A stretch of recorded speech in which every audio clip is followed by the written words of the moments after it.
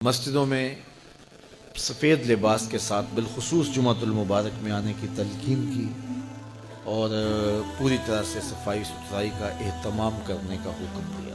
اس طرح مسجد کے اندر لہسن کھا کے آنے سے، پیاز کھا کر کے آنے سے، وہ چیزیں جن میں بدبو ہوتی ہے ان کے کھا کر آنے سے روکا گیا ہے۔ کیوں؟ اس لیے کہ ساتھ والے بیٹھے شخص کو کوئی تکلیف نہ پہنچے۔ جب وہ مسجد میں سرسوں کے تیل کے دیے ہوتے تھے، کسی زمانے میں آپ نے دیکھے ہوں گے، یہ مٹی کا تیل چونکہ بدبودار ہوتا ہے مسجدوں میں نہیں جلایا جاتا تھا، سرسوں کے تیل کے دیے ہوتے تھے، تو اس کو لوگ مسجد میں جلا لیا کرتے، لیکن اعلیٰ حضرت جب اس کو مسجد میں روشن کرتے تو پہلے مسجد سے باہر لے جاتے، پھر اس کو آگ لگاتے، پھر واپس مسجد میں لے کے آتے۔ تو کسی نے کہا حضرت آپ اتنا تکلف کیوں کرتے ہیں؟ فرمایا کہ یہ جو دیا سلائی ہوتی ہے نا، جب اس کو جلایا جاتا ہے اس میں گندک ہوتی ہے تو بدبو نکلتی ہے، میں گوارا نہیں کرتا کہ اتنی بدبو بھی اللہ کے گھر میں پھیلے۔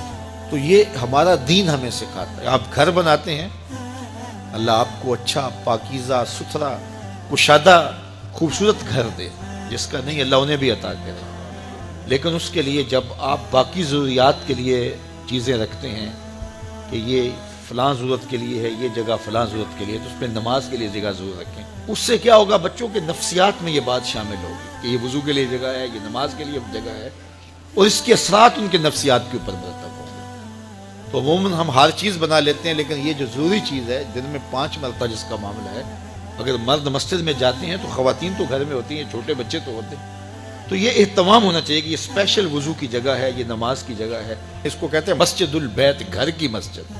یہ شرن مسجد تو نہیں ہوتی ہے، جو حکام اس مسجد کے ہیں وہ اس مسجد کے نہیں ہوتے، لیکن مسجد بیت اس کی اپنی برکات ہیں، اور وہ ہر گھر کے اندر ایک جگہ مخصوص ہونی چاہیے جس کو مسجد بیت آپ قرار دیں۔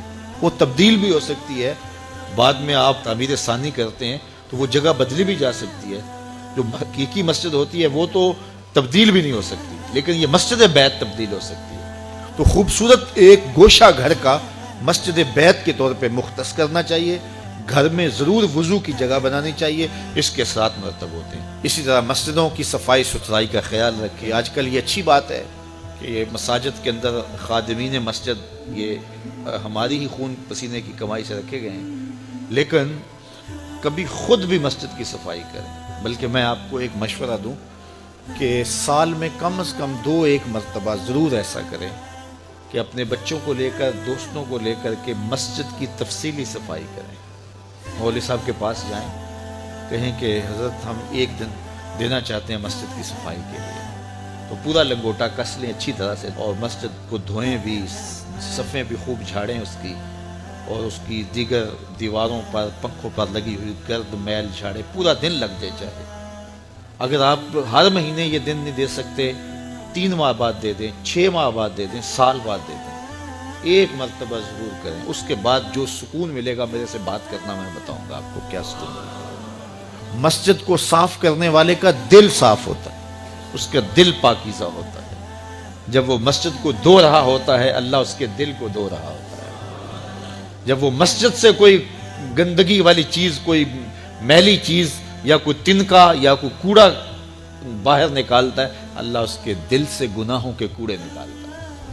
تو یہ ضرور اہتمام کریں، اپنے محلے کی مسجد میں اپنے بچوں کو ساتھ لے کر کے جائیں، اپنے دوستوں کو ساتھ لے لیں، اپنے ملازموں کو ساتھ لے لیں، تو ساتھ لے کے آج مسجد ہم نے دھونی ہے، اور لنگوٹا کس کے مسجد کی صفائی کریں، دیکھنا پھر کیا سرور ملتا ہے۔ مسجد نبوی میں ایک خاتون تھی حبشیہ، وہ مسجد کی صفائی کیا کرتی تھی۔ ایک دن میرے حضور نے فرمایا کہ کتنے دن ہو گئے ہیں میں اس کو دیکھ نہیں رہا۔